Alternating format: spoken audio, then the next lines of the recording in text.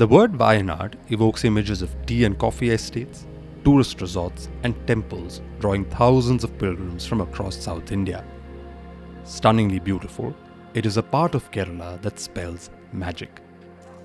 But Wayanad is also home to the original residents of this land, the tribal communities or Adivasis. Small in size, these groups have their own distinct histories, identities, and even languages. Theirs is a tale often languishing on the peripheries of the Kerala story. And yet, without them, no account of this region would ever be complete. The tale of Wayanad is the tale of these marginalized people, their culture, and their struggles. Welcome to Saga.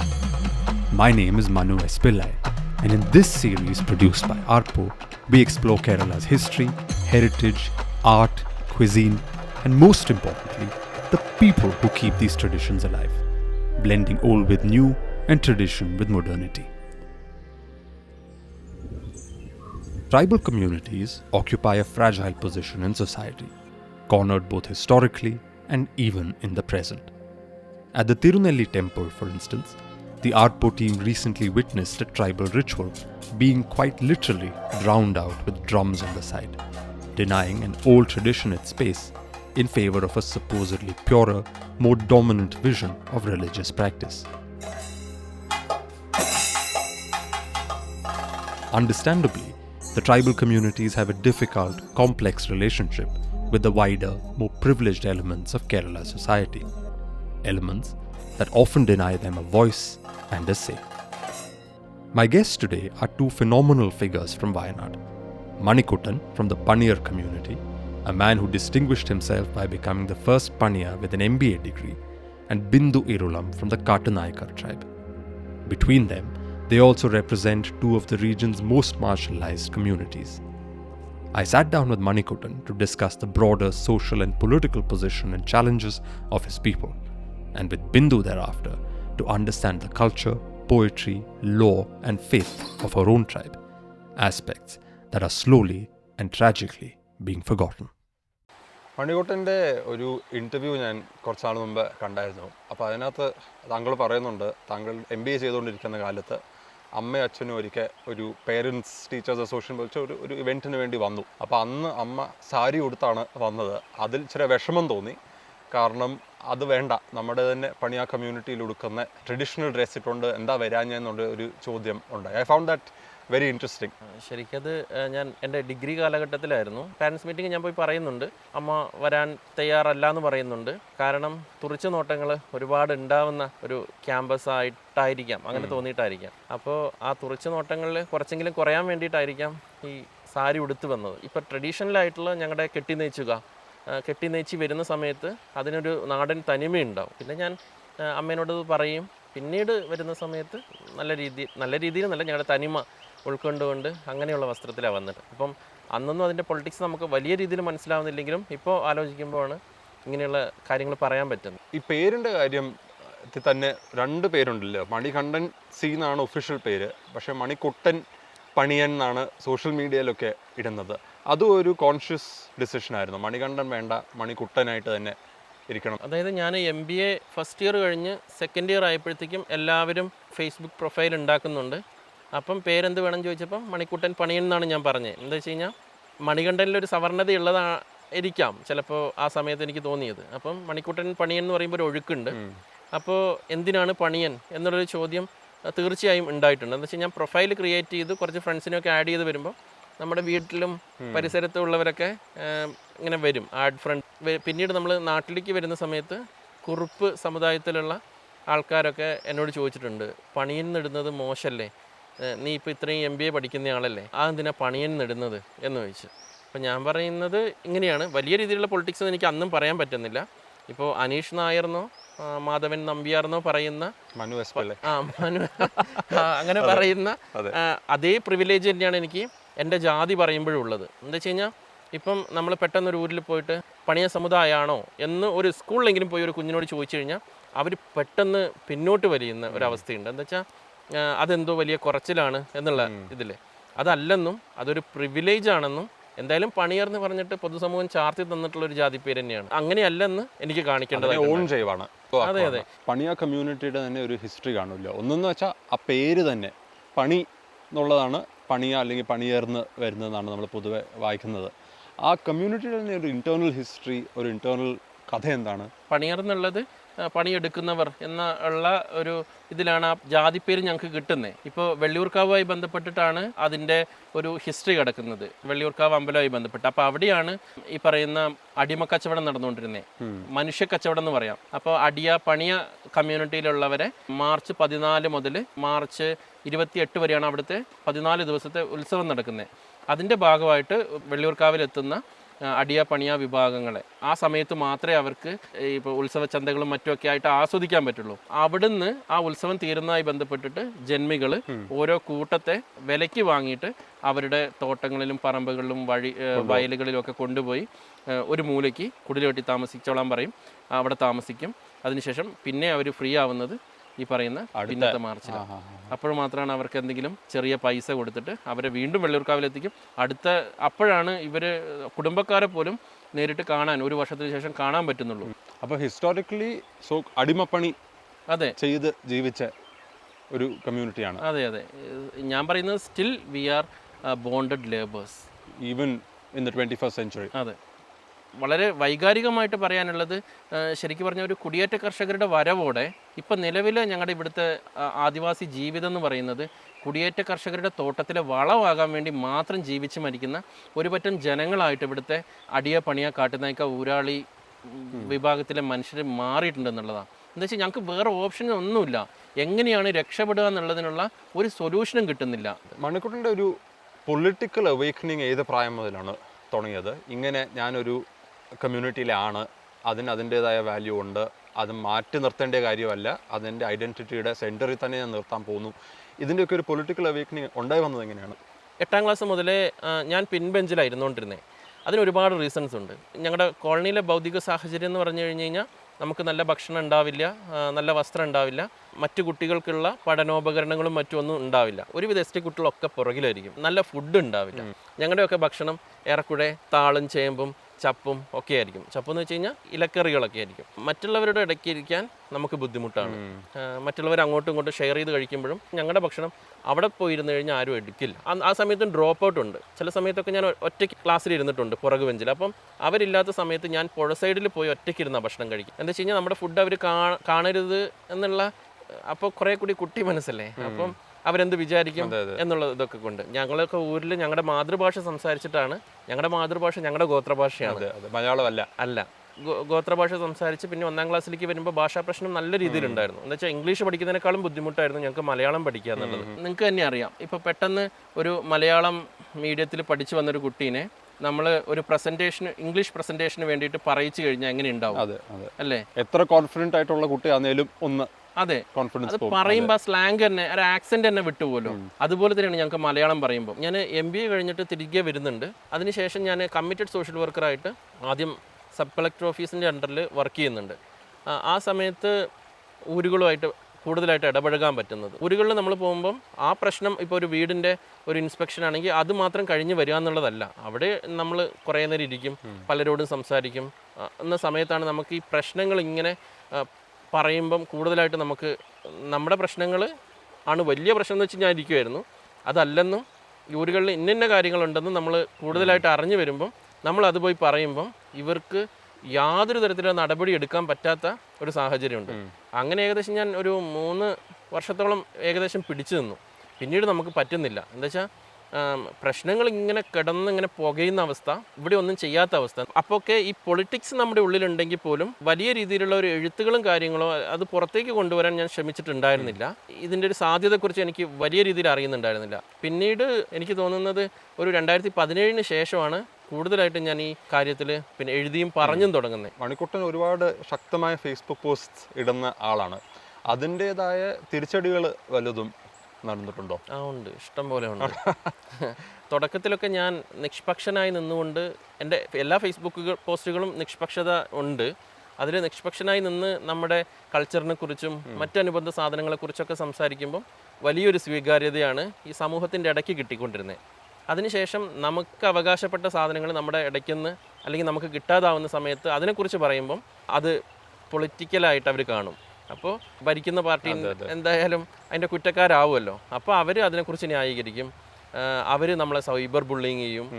പക്ഷേ അതൊന്നും ഹൃദയത്തിൽ കൊണ്ടിട്ടില്ല എന്നുള്ളതാണ്. എന്താ വെച്ച് കഴിഞ്ഞാൽ ഞാൻ പറഞ്ഞല്ലോ, അടിമത്തം പേറി വന്ന ഞങ്ങളുടെ പൂർവികരാണ്. അപ്പോൾ അതിനേക്കാളും വലുതല്ല ഈ സൈബർ ബുള്ളിങ്. എല്ലാവരുടെയും വിചാരം ഈ ആദിവാസി അല്ലെങ്കിൽ ട്രൈബൽ എന്ന് പറയുമ്പോൾ ഒറ്റ കാറ്റഗറി ആയിട്ടാണ് കാണുന്നത്. പക്ഷേ ഇതിനുള്ളിൽ തന്നെ മേളിലും താഴെയും ഒക്കെ ഉള്ള രീതിയിലുള്ള ഒരു ഹൈറാക്കിയും പോളിറ്റിക്സും ഒക്കെ ഉണ്ട്. അപ്പം ഞാൻ പൊതുവെ വായിച്ചിട്ടുണ്ട്, വയനാട്ടിലൊക്കെ ചില ട്രൈബ്സ് ആ കൺസിഡർ അവർ ചിലവർ ആ ട്രൈബിന് ഉള്ളിലുള്ളവർ തന്നെ പറയുന്നത് we are the Brahmins among the tribes എന്നുള്ള രീതിയിൽ മറ്റ് ട്രൈബ്സുമായിട്ട് ഇടവരത്തില്ല, അല്ലെങ്കിൽ അവരെ മോശക്കാരായിട്ട് മാറ്റി നിർത്തും. അങ്ങനത്തെ ഒരു പോളിറ്റിക്സ് കൊണ്ടുണ്ടല്ലേ ഈ ട്രൈബ്സ് തമ്മിലുള്ള ഒരു ഇത്? തീർച്ചയായും ഉണ്ട്. അതായത് ഇപ്പം വയനാട് ജില്ലേനെ സംബന്ധിച്ചിടത്തോളം ഏകദേശം 17ഓളം ട്രൈബൽ കമ്മ്യൂണിറ്റികളുണ്ട്. അതിൽ കുറിച്യ കുറുമ പോലെയുള്ള കമ്മ്യൂണിറ്റികളാണ് ജനസംഖ്യാപരമായിട്ട് കുറവാണെങ്കിലും ഭൂമി, ഈ 2% റിസർവേഷൻ്റെ ഗുണങ്ങൾ കിട്ടിയ ഒക്കെ കമ്മ്യൂണിറ്റിയാണ്. കേരളത്തെ വെച്ച് നോക്കുമ്പം ഏകദേശം 36 ട്രൈബൽ കമ്മ്യൂണിറ്റികളുണ്ട്. അതിൽ ഈ കുറിച്യരും കുറുമരടക്കം ഏകദേശം 20ഓളം കമ്മ്യൂണിറ്റികൾ പ്രബലരാണ്.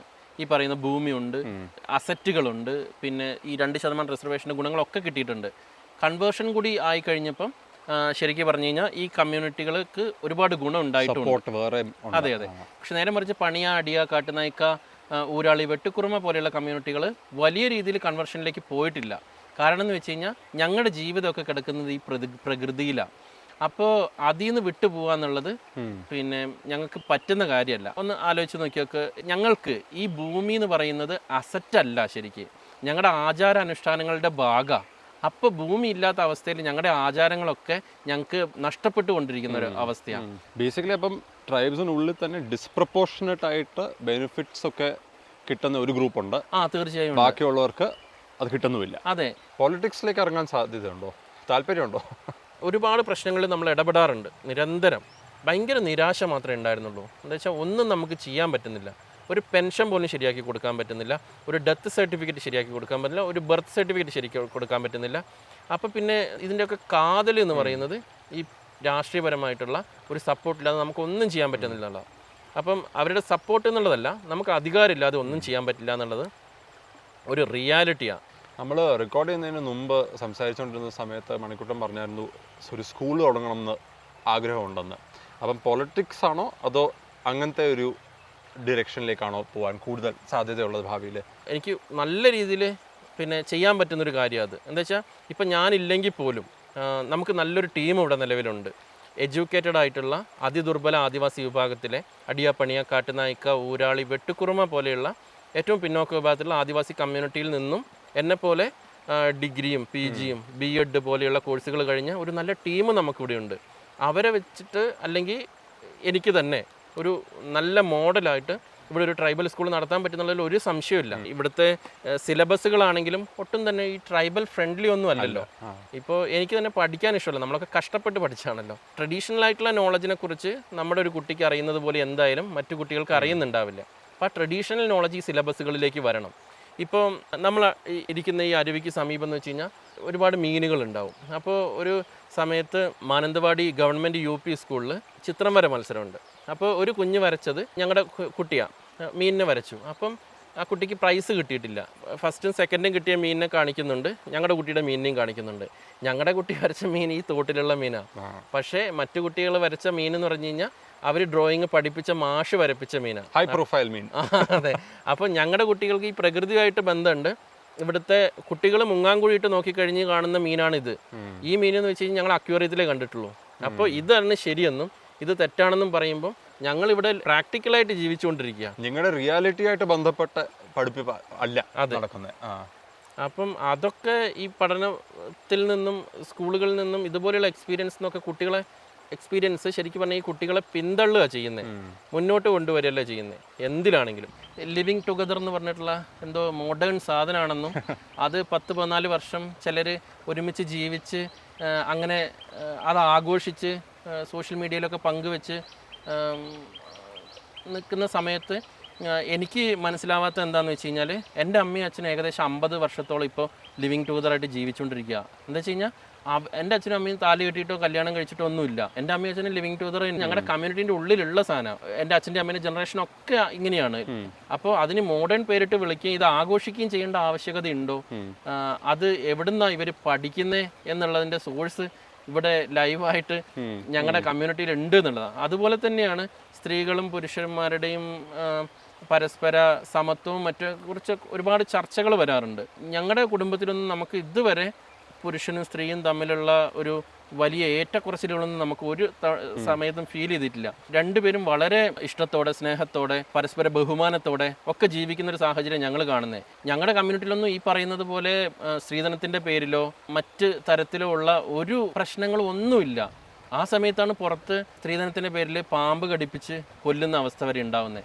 അപ്പം ഇവിടുത്തെ പൊതുസമൂഹം ഞങ്ങളോട് പറയാണ്, നിങ്ങൾ മാറണം, ഒരുപാട് പദ്ധതികളുണ്ട്, ഫണ്ടുകളുണ്ട്, നിങ്ങൾ മാറണം, നിങ്ങൾ പൊതുസമൂഹത്തെ പോലെ ആവണം, മെയിൻ സ്ട്രീം. അപ്പം ഈ സാധനത്തെയാണോ ഞങ്ങൾ ആക്സെപ്റ്റ് ചെയ്യേണ്ടതെന്നുള്ളതാണ്. മണിക്കുട്ടന് 2 മക്കളുണ്ട്. അപ്പം അവരുടെ ഭാവിയെ പറ്റി ആലോചിക്കുമ്പം എന്താണ് കാണുന്നത്? ഒരു നല്ല ഭാവി എന്നുള്ള രീതിയിൽ ആലോചിക്കുമ്പം എനിക്ക് തോന്നുന്നു ഞാൻ എന്തായാലും നല്ല എഡ്യൂക്കേഷൻ കൊടുക്കാൻ മാത്രമേ ഞാൻ ട്രൈ ചെയ്യുള്ളൂ. അല്ലാതെ നന്മ തിന്മകളെക്കുറിച്ച് പറഞ്ഞു കൊടുക്കുക എന്നുള്ളതേ ഉള്ളൂ. ഇപ്പോഴത്തെ ഒരു ജനറേഷൻ എന്ന് പറയുന്നത് പുതുമയെ ഉൾക്കൊണ്ട് തന്നെ ജീവിക്കുന്ന ഒരു ജനറേഷനുണ്ട്. ഈ പറഞ്ഞ കൾച്ചറലി ഇപ്പം ജനനം മുതൽ മരണം വരെ വലിയ രീതിയിലുള്ള ചടങ്ങുകളൊക്കെ ഉണ്ട് നമ്മുടെ കമ്മ്യൂണിറ്റീൻ്റെ ഉള്ളിൽ. പക്ഷേ ഇപ്പോഴത്തെ എൻ്റെ അച്ഛൻ്റെ അമ്മേൻ്റെ ഒരു ജനറേഷൻ കഴിഞ്ഞു കഴിഞ്ഞാൽ അത് നമുക്ക് പകർന്നു തരാനുള്ള ഒരു ടൈം ഇല്ല എന്നുള്ളതല്ല, അത് പകർന്ന് കിട്ടിയിട്ടില്ല, വിട്ടുപോകുന്നു. അപ്പം ഇപ്പോൾ എൻ്റെ തൊട്ട് താഴെയുള്ള ജനറേഷൻ ഇപ്പം +2 ഒക്കെ പഠിക്കുന്ന കുട്ടികൾ, ഡിഗ്രിക്ക് പഠിക്കുന്ന കുട്ടികളൊക്കെ ഇത് ഉൾക്കൊള്ളുന്നുണ്ടോ, അത് ഏറ്റെടുക്കുന്നുണ്ടോ എന്നുള്ളത് വലിയ ക്വസ്റ്റ്യനാണ്. പുതുമയിലേക്ക് അവർ വന്നിട്ടുണ്ട്. അതോടൊപ്പം ഈ പഴമയെ എടുത്തുകൊണ്ട് തന്നെ ഇവർ പുതുമ സ്വീകരിക്കണം എന്നുള്ളതാണ് എൻ്റെ ആഗ്രഹം. എത്രമാത്രം നടക്കുന്നുള്ളത് നമുക്ക് പറയാൻ പറ്റില്ല. Manikuttan's desire to embrace modernity without jettisoning his people's tribal heritage is something others too in Wayanad express. Our second guest, Bindu Irulam, is one such person, fighting to preserve the traditions and language of the Kattanayakar community. Her language especially is in a highly precarious position, but thanks to Bindu, there is now a growing passion among younger members of the tribe to hold on to their mother tongue, preventing a permanent eclipse by Malayalam. Bindu, ഏത് വയസ്സ് മുതലാണ് കവിതയും എഴുത്തിലേക്കും ഒക്കെ ഒരു താല്പര്യം തോന്നി തുടങ്ങിയത്? ഞാൻ ചെറുപ്പം മുതലേ പാടും. ഒരു 8ാം ക്ലാസ് മുതലാണ് ഞാൻ എഴുതി തുടങ്ങിയത്. ആദ്യം എഴുതിയത് നാടകമാണ്, സ്ത്രീ ശക്തി എന്ന നാടകം വരുന്നത്. നല്ല ശക്തമായിട്ടുള്ള പേരും. അത് എന്ന് വെച്ചാൽ എനിക്ക് കഥയൊന്നും എവിടെ നിന്ന് കിട്ടും? അപ്പോൾ ആലോചിച്ചപ്പോൾ ഉണ്ട്, അന്ന് വയനാട്ടിലെ ആദിവാസി ഊരുകളിൽ മൊത്തം പിന്നെ വാറ്റായിരുന്നു ലഹരി, ചാരായം. അപ്പോൾ എൻ്റെ നാട്ടിലും അത് തന്നെയായിരുന്നു സംഭവം. അവിടെ ഒരു 3 വീട് മാത്രമേ ഇല്ലാതെ ഉള്ളൂ, എൻ്റെ വീടടക്കം. അതിനെക്കുറിച്ച് അങ്ങനെ എഴുതി തുടങ്ങി. കവിതയിലേക്ക് വന്നത് കൊറോണ കാലത്താണ്. പക്ഷേ അത് പബ്ലിഷ് ചെയ്യണമെങ്കിൽ ഒരുപാട് പൈസയാവും എന്ന് പറഞ്ഞു. അപ്പോൾ ഞാൻ തന്നെ എങ്ങനെ ചെയ്യാം, അവതരിപ്പിക്കാം എന്നുള്ളതായി.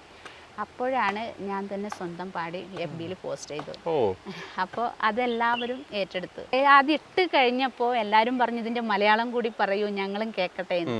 അങ്ങനെയാണ് ഞാൻ മലയാളത്തിലേക്ക് തർജ്ജമ ചെയ്യാൻ തുടങ്ങിയത്. ഏതെങ്കിലും ഒരെണ്ണം അങ്ങനെ ഒന്ന് പറഞ്ഞു കേൾപ്പിക്കാൻ പറ്റുമോ? അതിൻ്റെ ഒരു സ്വന്തം ഭാഷയിലും പിന്നെ ഒരെണ്ണം മലയാളത്തിൽ. ഞലന്നോടിയാണ്. ഞലന്നോടി എന്ന് പറഞ്ഞാൽ നിലം നോക്കി. കാട്ടുനായിക്ക ഭാഷയിൽ ചൊല്ലുന്നതിനും പ്രശ്നമല്ലല്ലോ. ഞലനോടി ഞലനോടി നടുത്ത് ಬಂದಾಗ ಮೊಕನೋಡಿ ಮೊಕನೋಡಿ ನಗಿದು ಬಂದಾಗ ನಿನ್ನ ಕಣ್ಣಲ್ಲಿ ನನ್ನ ಬಿಂಬವೇ ಓಳೊಂದು ನಾ ഞലനോടി ഞലനോടി നടുത്ത് ಬಂದಾಗ ಮೊಕನೋಡಿ ಮೊಕನೋಡಿ ನಗಿದು ಬಂದಾಗ. 4 വരിയെ പാടിയിട്ടുള്ളൂ. അതിൻ്റെ മലയാളം ഇതൊരു പ്രണയ കവിതയാണ്. അപ്പോൾ നിലം നോക്കി നടന്നു വന്നപ്പോൾ, മുഖം നോക്കി ചിരിച്ചു വന്നപ്പോൾ, നിന്റെ കണ്ണിൽ തെളിഞ്ഞു നിന്നത് എൻ്റെ ചിത്രമാണെന്ന് ചോദിക്കുന്നതാണ്. പിന്നെ ആദ്യം പാടിയതാ അതിൻ്റെ ഒരു ഒറിജിനൽ ഫ്ലേവറും ഭംഗിയും എല്ലാം ഉള്ളത്. ഈ ഭാഷ പക്ഷേ ഇപ്പോൾ ഒന്നാമത് സ്ക്രിപ്റ്റ് മലയാളം തന്നെയാണ്, ഇത് എഴുതുന്ന ലിപി മലയാളത്തിൽ തന്നെയാണ്. ഞാൻ എവിടെയോ വായിച്ചിട്ടുണ്ട്, ഈ കാട്ടുനായകരുടെ കമ്മ്യൂണിറ്റിയുടെ ഈ ഭാഷയും കൾച്ചറും എല്ലാം വളരെ എൻഡേഞ്ചേർഡ് ആയിട്ടുള്ള ഒരു സിറ്റുവേഷനിൽ വന്ന് നിൽക്കുകയാണ്. അതിനെപ്പറ്റി ഒന്ന് പറയാമോ? ഇതിപ്പം ഈ ഭാഷ സംസാരിക്കുന്ന എത്ര ആൾക്കാരുണ്ട്, കവികൾ ഉണ്ടോ, വേറെ ഇതിനെ മുന്നോട്ട് എങ്ങനെയാണ് കൊണ്ടുപോകുന്നത്? നിലവിൽ ഈ വിദ്യാസമ്പന്നരായിട്ടുള്ളവർ പോലും മറന്നു പോകുന്ന ഒരു ഭാഷയാണ് ഞങ്ങളുടെ. അത് എന്തുകൊണ്ടെന്നാൽ ആദ്യം ഞാനൊക്കെ സ്കൂളിൽ പോകുന്ന സമയത്ത് കളിയാക്കും നമ്മുടെ ഭാഷ പറഞ്ഞാൽ. അത് കഴിഞ്ഞിട്ട് പിന്നെ ഈ ഭാഷയിലോട്ട് വന്ന് തന്നെ ഞാൻ TTC ചെയ്യുന്ന ആ സമയത്താണ് എനിക്ക് അന്നും എൻ്റെ ഭാഷ അവതരിപ്പിക്കാൻ ഭയങ്കര മടിയായിരുന്നു. അന്ന് മുതലാണ് ശരിക്കും എൻ്റെ ഭാഷയും ഒരു ഭാഷയാണെന്ന് എനിക്ക് തോന്നിയത്. അല്ലെങ്കിൽ എനിക്കും ഒരു ലജ്ജ ഉണ്ടായിരുന്നു. അതായത് ഇനി എന്ന് പറയുന്നത് നമ്മുടെ പുതിയ തലമുറകൾക്ക് വാമൊഴി പാട്ടുകളൊക്കെ പകർന്നു കൊടുക്കുക, നമ്മുടെ ഭാഷ പറയാൻ ഒരവസരം കൊടുക്കുക. മലയാളം മാത്രമല്ലല്ലോ കേരളം. അതെ. അപ്പോൾ എല്ലാ ഭാഷകളെയും ചേർത്ത് പിടിക്കണമല്ലോ. അപ്പോൾ പ്രാദേശിക ഭാഷകളെ അതിൻ്റെതായ രീതിയിൽ ചേർത്ത് പിടിച്ചു കൊണ്ടുവരണം എന്ന് തന്നെയാണ് പറയാനുള്ളത്. കാരണം മരിച്ചുകൊണ്ടിരിക്കുന്ന ഒരു ഭാഷ കൂടിയാണ്. അപ്പം ബിന്ദു പഠിച്ചുകൊണ്ടിരുന്നൊക്കെ കാലത്ത് ഈ സ്കൂളിൽ പോയി പിന്നെ മുന്നോട്ട് പോകുന്ന ആൾക്കാർ മലയാളത്തിലേക്ക് ചരിഞ്ഞു പോന്നു, എന്നിട്ട് ഇത് വേണ്ടാന്ന് വെക്കുന്ന ഒരു സന്ദർഭമാണോ പൊതുവെ കണ്ടുകൊണ്ടിരുന്നത്? ഇപ്പോൾ മലയാളം ലിപി ഉള്ളത് കൊണ്ട് നമ്മൾ അഭിമാനിക്കുന്നു പറയുന്നത്. നമുക്ക് എൻ്റെ ലിപി മാത്രമേ ഉള്ളൂ ഇല്ലാത്തത്. പക്ഷെ അതിൽ വാമൊഴികളും കഥകളും ഐതിഹ്യങ്ങളും എല്ലാം ഉണ്ട്. ഈ ലിപി ഇല്ലാത്തത് കൊണ്ട് മാത്രം ചവിട്ടി മെതിക്കപ്പെട്ട ഒരു ഭാഷയാണ് ഈ ഗോത്ര ഭാഷകളൊക്കെ. അപ്പം പാരമ്പര്യമായിട്ട് കമ്മ്യൂണിറ്റിയുടെ ഉള്ളിൽ തന്നെ വന്ന കുറേ പാട്ടുകളും ഒക്കെ കാണുമല്ലോ, അതൊക്കെ കുറേ നഷ്ടപ്പെട്ടു പോയ ഒരു സാഹചര്യമാണോ? അതോ ഇപ്പോഴും അതറിയാവുന്ന ആൾക്കാരുണ്ട്, അവരുടെ അടുത്തുനിന്ന് അത് റെക്കോർഡ് ചെയ്ത് വെക്കാനുള്ള ഒരു സിറ്റുവേഷനാണോ? പാരമ്പര്യമായിട്ട് പകർന്നു വന്നത് ശരിക്കും കാർഷികപരമായിട്ടും ആചാരാനുഷ്ഠാന കലകളിലും ഒക്കെയാണ് നമ്മൾ ഈ വാമൊഴി പാട്ടുകൾ ഉപയോഗിക്കുന്നത്. കാർഷികം എന്ന് പറയും കൃഷിപ്പാട്ട്, ബത്താട്ട എന്ന് പറയും. ഇത് നെല്ല് കളി. ഇത് നെല്ല് കൊയ്തെടുത്ത് ഉണക്കി കഴിയുമ്പോൾ ഒരു വലിയ ഗ്രൗണ്ടിൽ, അതായത് ഒരു കളത്തിലിട്ട് വൈകുന്നേരം മുതൽ നേരം പുലരുവോളം കളിച്ചിരുന്ന ഒരു കളിയാണത്. ഈ ബത്താട്ട ഇന്നില്ല, കാരണം കൃഷിഭൂമി ഇല്ല. നീ ബാറാദാരില് തൊമ്പു കാണി എയ്താ, നീ ബാറാദാരില് തൊമ്പു കാണി എയ്താ, അല്ലാക്കലീലേ ലീലെ മകളിലേ ലീലംബസാത്തി ആഗതില്ലേ, നീ ബാറാദാരില് തൊമ്പു കാണി എണ്ണേ, നീ ബാറാദാരില് തൊമ്പു കാണി എണ്ണേ. ബിന്ദു ഇതൊക്കെ ഇപ്പം പ്രിസർവ് ചെയ്യുന്നു, മുന്നോട്ട് കൊണ്ടുപോകുന്നില്ല. ഏറ്റവും ബുദ്ധിമുട്ട് എന്താണ്? ഏറ്റവും കൺഫ്രണ്ട് ചെയ്യുന്ന പ്രോബ്ലമായിട്ട് കാണുന്നത് എന്താണ്? ഭാഷ എന്ന നിലയിൽ ഞാൻ ആദ്യമായിട്ട് പാടിയെന്ന് പറഞ്ഞല്ലോ. പാടി വന്നപ്പോൾ നമ്മളിലെ കുറേ ആൾക്കാർ തന്നെ എതിര് വന്നിട്ടുണ്ട്. അതായത് നിനക്ക് മലയാളം പാട്ട് പാടിയാൽ എന്താന്ന് ചോദിച്ചിട്ടുണ്ട്. അത് കാരണം നമ്മുടെ ഭാഷ എന്തിന് എന്നുള്ള ഒരു ചിന്ത. അപ്പോൾ ഞാൻ പറഞ്ഞു, അപ്പോൾ എനിക്ക് എൻ്റെ ഭാഷയാണ് പാടാൻ ഇഷ്ടം, മലയാളം പാടാം എന്ന് ആണ് അവർക്ക് ഞാൻ മറുപടി കൊടുത്തിട്ടുള്ളത്. പക്ഷേ എൻ്റെ ഭാഷയിലും പാട്ടുണ്ടല്ലോ, അത് എനിക്ക് എല്ലാവരെയും അറിയിക്കണമല്ലോ. അപ്പോൾ ഇതുവരെ അറിയപ്പെടാത്തൊരു ഭാഷയും പാട്ടുകളൊക്കെ ആണ്. അപ്പോൾ നമുക്ക് എന്തായാലും എല്ലാവരും അറിയണ്ടേ എന്നുള്ളതാണ് ഞാൻ പറഞ്ഞിട്ടുള്ളത്. പിന്നെ നമ്മുടെ ഭാഷാപരമായിട്ട് സ്കൂളുകളിലും പിന്നെ ബുദ്ധിമുട്ട് അനുഭവിച്ചിട്ടുണ്ട്. കുട്ടികൾ എന്നോട് പോലും വർത്താനം പറയില്ലായിരുന്നു, നാണക്കേട്. അപ്പോൾ ഇവരെ നമ്മൾ അങ്ങോട്ട് ചെന്ന് ഇങ്ങനെ പറഞ്ഞ് അവരെ കയ്യിലെടുക്കണം. അപ്പോൾ ഞാൻ എല്ലാ ഫ്രീ ടൈമിലും അവരോട് ഇങ്ങനെ ഇടപഴകിയിട്ടാണ് പിന്നീട് ഞാൻ അവിടെ നിന്ന് ആ സ്കൂളിൽ നിന്ന് ഇറങ്ങുമ്പോൾ എല്ലാ കുട്ടികളും ഞാൻ ചെല്ലുന്നത് കാത്തു നിൽക്കും. അങ്ങനെയുള്ള ഒരു അവസ്ഥ ഉണ്ടാക്കിയെടുത്തിട്ടുണ്ട് ഞാൻ. അപ്പോൾ അവർക്ക് ഗോത്രഭാഷ സംസാരിക്കുന്ന ഒരു സന്തോഷം ഒക്കെ വരും. അത് ഭയങ്കര സന്തോഷമാണ് നമ്മുടെ ഭാഷ സംസാരിക്കുമ്പോൾ. പിന്നെ ആ കുട്ടികൾ നമ്മുടെ ഭാഷയിലാണ് നമ്മളോട് ചോദിക്കുക. എന്തും വീട്ടിലെ എന്തും തുറന്ന് പറയാനുള്ള നമ്മുടെ ഭാഷയിലാണല്ലോ. അപ്പോൾ എന്തും നമ്മളോട് പറയും. അപ്പോൾ വീട്ടിലെ അവസ്ഥകൾ പോലും വന്ന് പറയും. ഈ മുമ്പ് പറഞ്ഞല്ലോ, പണ്ട് ആൾക്കാർ പറയുമായിരുന്നു ഇതെന്തിനാ ഈ കാട്ടുനായക്കർ ഭാഷയിൽ പാടുന്നത്, മലയാളത്തിൽ പാടിയ പോരേന്ന് ചോദിക്കുന്നവരുണ്ടായിരുന്നല്ലോ. ഇപ്പം ഇത്രയും ബിന്ദുവിനെ ലോകം അറിഞ്ഞതിന് ശേഷം, ഫേസ്ബുക്കിലൊക്കെ വൈറലായതിനു ശേഷം ഇപ്പോഴും അങ്ങനെ പറയുന്ന ആൾക്കാരുണ്ടോ? ഇല്ല, ഇപ്പം അത് മാറി. ഇല്ല. ഇപ്പോൾ എൻ്റെ പാട്ടുകളൊക്കെ ഷെയർ ചെയ്യാൻ ആൾക്കാർ കൂടി ഈ പുതിയ പാട്ടുണ്ടോ എന്ന് ചോദിക്കുന്നുണ്ട്. കുട്ടികൾ നമ്മുടെ ഭാഷയൊക്കെ ഏറ്റെടുത്ത് തുടങ്ങി. പിന്നെ കവികളുണ്ടോയെന്ന് ചോദിച്ചാൽ കാട്ടുനായിക്ക ഭാഷയിൽ കവികൾ നാടൻ പാട്ടുകാരുണ്ട്. കവികൾ ഞാൻ അറിയപ്പെട്ട കവികളെ എനിക്ക് ശരിക്കും അറിയില്ല. ഞാൻ പറയുന്നത് മോശമാണ്, പക്ഷെ എനിക്ക് അങ്ങനെ കണ്ടെത്തിയിട്ടില്ല എന്ന് എനിക്ക് തോന്നുന്നു. പിന്നെ ചെറിയ കുട്ടികളൊക്കെ എഴുതി തുടങ്ങിയിട്ടുണ്ട് അവരുടെ പാട്ടുകൾ പാടാനും. അപ്പോൾ ഇതിന്റെ ഭാവി എന്ന് പറയുമ്പം ബിന്ദുവിനൊരു കോൺഫിഡൻസ് ഉണ്ടോ? ഭാവിയിൽ ഇത് നിലനിർത്തി മുമ്പിലോട്ട് കൊണ്ടുപോകാൻ ആളുണ്ട് ഇപ്പം? ഉണ്ട്. അതിലൊരു വാല്യൂ ഉണ്ടാക്കി അതുകൊണ്ട് മുന്നോട്ട് പോകാൻ പറ്റും. ഈ പാട്ടുകളിൽ കൂടെ ഇപ്പം റിലീജിയസ് ആയിട്ടുള്ള കാര്യങ്ങൾ കാണുമല്ലോ. ഇപ്പം കാട്ടുനായ്ക്കർ സമുദായത്തിന് അതിൻ്റെ നിങ്ങളുടേതായ ദൈവങ്ങളും വിശ്വാസങ്ങളും ഒക്കെ കാണുമല്ലോ. ആ വിശ്വാസങ്ങളും മുന്നോട്ട് പോകുന്ന രീതിയിലുള്ള പാട്ടുകളും അങ്ങനത്തെ സംഭവങ്ങളൊക്കെ ഉണ്ടോ? അതൊക്കെ ഇല്ലാണ്ടായി. അതായത് വിശ്വാസം എന്ന് പറയുന്നത്, നമുക്ക് എന്തെങ്കിലും അസുഖം വന്നാൽ ചുരക്ക എടുത്ത് പിന്നെ ഈ കളിക്കുന്ന ഒരു സംഭവം ഉണ്ടായിരുന്നു രാത്രി.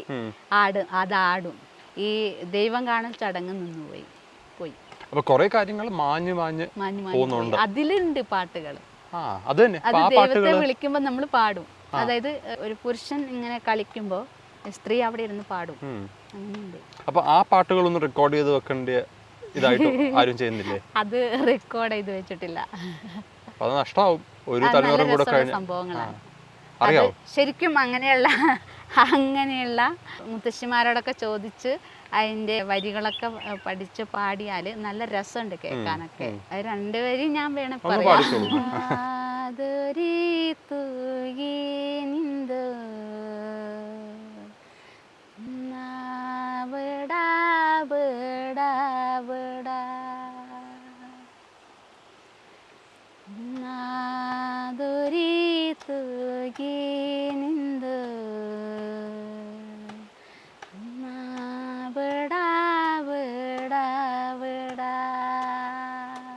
വളരെ സ്വീറ്റ് ആയിട്ടുള്ള വിളിയാണ്. അതായത് ദൈവം ഉറങ്ങുകയാണല്ലോ, അപ്പോ അവര് ഉണർത്തുന്ന, അപ്പൊ അങ്ങനെ നിക്കരുത്, കണ്ണ് തുറക്കാൻ വേണ്ടിട്ട് പറയുന്നതാണ്. എന്റെ ദൈവം എന്നുള്ള സങ്കല്പത്തില് അതിപ്പം ആരാണ് ഈ ദൈവം എക്സാക്ട്ലി? ലൈക്ക് നിങ്ങളുടെ സമുദായത്തിനുള്ളിൽ ഹിന്ദു ഉള്ള ആ കോൺസെപ്റ്റ് അല്ലായിരിക്കുമല്ലോ. അപ്പൊ ഈ ദൈവം എന്ന് പറഞ്ഞ ഒരു പ്രധാനമായിട്ടൊരു മുഖ്യ ദൈവം ഉണ്ടോ, അതോ പല ഡെയിറ്റീസ് ആണോ? ഞങ്ങളുടെ ദൈവം എന്ന് പറയുന്നത് പ്രകൃതി തന്നെയാണ്. പ്രകൃതിയിലെ എല്ലാം, മഴ, കാറ്റ്, കല്ലും മണ്ണും എല്ലാം സർവ്വതും പിന്നെ ദൈവമായി കണക്കാക്കുന്നു. അതിൽ പ്രത്യേകിച്ചും പിന്നെ മരിച്ച മനുഷ്യരെ നമ്മൾ 7 കഴിഞ്ഞിട്ടുള്ള 2ാമത്തെ ചടങ്ങിൽ അവരെ കൊണ്ടുവന്ന് നമ്മുടെ കാവിൽ കുടിയിരുത്തും. മരത്തിന്റെ ചോട്ടിൽ കല്ല് വെച്ച് ഓരോ കല്ല് ഓരോ മനുഷ്യനാണ്. അപ്പോൾ ആ കല്ലിൽ അവരെ കുടിയിരുത്തും. നമുക്ക് അവരെ എന്തെങ്കിലും പ്രസാദിപ്പിക്കണമെന്നോ അവർക്ക് എന്തെങ്കിലും കൊടുക്കണോ അങ്ങനെയുണ്ടെങ്കിൽ നമുക്ക് അവിടെ പോയി കാവിൽ വെറ്റിലയും ഇതൊക്കെ വെക്കാം. അപ്പോൾ അവരെയും കൂടെ നമ്മൾ ദൈവമായി കണക്കാക്കുന്നു. അല്ല, അപ്പം ഇപ്പം കാലം മാറി, നമ്മൾ എഡ്യൂക്കേഷൻ്റെ കാര്യത്തിൽ പറഞ്ഞല്ലോ, കുട്ടികൾ സ്കൂളിൽ പോകുന്നു അങ്ങനെയൊക്കെ. ഇപ്പം ഇന്നത്തെ കാലത്ത് ആൾക്കാർ ഈ പാരമ്പര്യമായിട്ട് കിട്ടിയ ദൈവങ്ങളെയാണോ ഇന്നും പ്രാർത്ഥിക്കുന്നത്, അതോ ഇപ്പം മെയിൻ സ്ട്രീം ദൈവങ്ങളെയാണോ? അല്ല, ഇന്ന് ഒരുപാട് മാറിയിട്ടുണ്ട്. ഇന്ന് കുറച്ച് പേരും മാത്രമേ നമ്മുടെ ദൈവങ്ങളെ പ്രകൃതിയെ ആരാധിക്കുന്നവർ. അല്ലാത്ത ഒരുപാട് പേര് പെന്തിക്കോസ് ഇതിലൊക്കെ കൺവേർട്ട് ചെയ്തു. പിന്നെ കുറച്ച് പേര് അമ്പലങ്ങളൊക്കെ കെട്ടി അങ്ങോട്ടേക്ക് മാറിയിട്ടുണ്ട്. പിന്നെ ബിംബങ്ങളെ ആരാധിക്കാനും തുടങ്ങിയിട്ടുണ്ട്. പിന്നെ കൾച്ചറുടെ മറ്റ് ഭാഗങ്ങൾ, ഇപ്പം വേഷത്തിൻ്റെ രീതികളാവാം, ഭക്ഷണ രീതികളാവാം, അതിലൊക്കെ മാറ്റങ്ങൾ വന്നിട്ടുണ്ടോ? അതും ഈ പറഞ്ഞ പോലെ വിട്ടുപോകുന്ന ഒരു ഇതാണോ? വേഷം ഇനിയിപ്പോ ഈ തലമുറ കഴിഞ്ഞാൽ ഉണ്ടാവില്ല. ഇല്ല. ശരിക്കും ഞങ്ങളുടെ ഇവിടെ ഒരു കെട്ട് കെട്ടും. സാധാരണ സാരി തന്നെ ഉടുത്തിട്ട് ഇവിടെ ഒരു കെട്ട് കെട്ടും. പിന്നെ കഴുത്തിൽ പിന്നെ ചെറിയ ഒരു പിന്നെ ഇതേപോലത്തെ ഒരു സാധനം 2ആയിട്ട് ഇങ്ങനെ മുറുക്കി കെട്ടുന്ന ഒരു സംഭവമുണ്ട്. അത് കെറുക എന്ന് പറയും. ഇത് കല്യാണത്തിന് കെട്ടുന്ന ഒരു സംഭവമാണ്. പിന്നെ വള കൈ നിറച്ചിടും. പിന്നെ മുത്തുമാലകളാണ് കൂടുതൽ വേറെ ഉപയോഗിച്ചുകൊണ്ടിരുന്നത്. പിന്നെ തല നിറച്ചും പൂക്കളൊക്കെ. ഭക്ഷണ രീതികളോ അതും മാറുന്നുണ്ടോ? ഭക്ഷണം ഇന്ന് ഫുൾ ബിരിയാണിയും. ഇന്നത്തെ ഭക്ഷണം ഇന്ന് നമ്മൾ സാധാരണ ആൾക്കാരെ അനുകരിച്ചിരിക്കുന്നു. പണ്ട് ആണെങ്കിൽ പിന്നെ കാട്ടുകിഴങ്ങ്, തേൻ, കാട്ടിലെ മാംസം, കാട്ടിലെ പഴങ്ങൾ, ഇതൊക്കെ ആയിരുന്നു. ഇന്ന് അത് കുറഞ്ഞു. അടിക്കാട് വെട്ടി നശിപ്പിച്ച് കളഞ്ഞത്. കൊട്ടപ്പഴമൊക്കെ അതിൻ്റെ വള്ളിയൊക്കെ വെട്ടി നശിപ്പിച്ചു. കൊട്ടപ്പഴമൊന്നും ഇപ്പോൾ കിട്ടില്ല. അത് വിഷു ആകുമ്പോഴത്തേനും കൊട്ടപ്പഴം നിറച്ച് ഞങ്ങൾ തിന്നുന്ന ഒരു കാലത്ത് ഉണ്ടായിരുന്നു.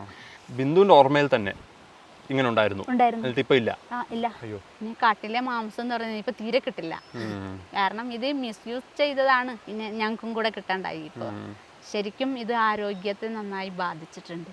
ഭാവിയെപ്പറ്റി ആലോചിക്കുമ്പം സ്വന്തം സമുദായത്തിനെ പറ്റിയും ഭാഷയെപ്പറ്റിയും ഈ കവിതയെ പറ്റിയുള്ള ആലോചന എന്താണ്? പോസിറ്റീവ് ആണോ, ഓപ്റ്റിമിസ്റ്റിക് ആണോ? നിലവിലുണ്ടായിരുന്ന എല്ലാം നിലനിൽക്കണം എന്നുള്ള ഒരാഗ്രഹമുണ്ട്. അതായത് അതിൻ്റെ മൂല്യം നഷ്ടപ്പെടാതെ അത് അതേപടി നിലനിൽക്കണം എന്നുള്ളൊരാഗ്രഹമുണ്ട്. പിന്നെ വിദ്യാഭ്യാസം വേണം. വിദ്യാഭ്യാസം ഇല്ലെങ്കിൽ നമുക്ക് ജീവിക്കാൻ പറ്റില്ല എന്നുള്ളൊരവസ്ഥയാണ് ഇപ്പോൾ ഉള്ളത്. അപ്പോൾ വിദ്യാസമ്പന്നരായാൽ പോലും ജോലി കിട്ടിയാൽ പോലും നമ്മുടെ വേരുകൾ ഞാൻ തന്നെ ആയിരിക്കണം എന്നുള്ള ഒരു ആഗ്രഹമുണ്ട്. Ending our shoot with Manikantan and Bindu, I felt a strange mix of feelings. Here were two people fighting against the odds: financial stress, official apathy, stigma, and even a changing ecology, to protect and preserve their culture. It is an uphill task, one that offers few tangible rewards. Manikantan even chose to give up a corporate career to remain in Wayanad. All they have is commitment, optimism, and faith that in the end their efforts will yield results. And in helping tell their story, we at Saga also hope now for the same. Thank you for watching this episode. We'll be back with more in the Saga series. I'm Manu S. Pillai, and see you next time.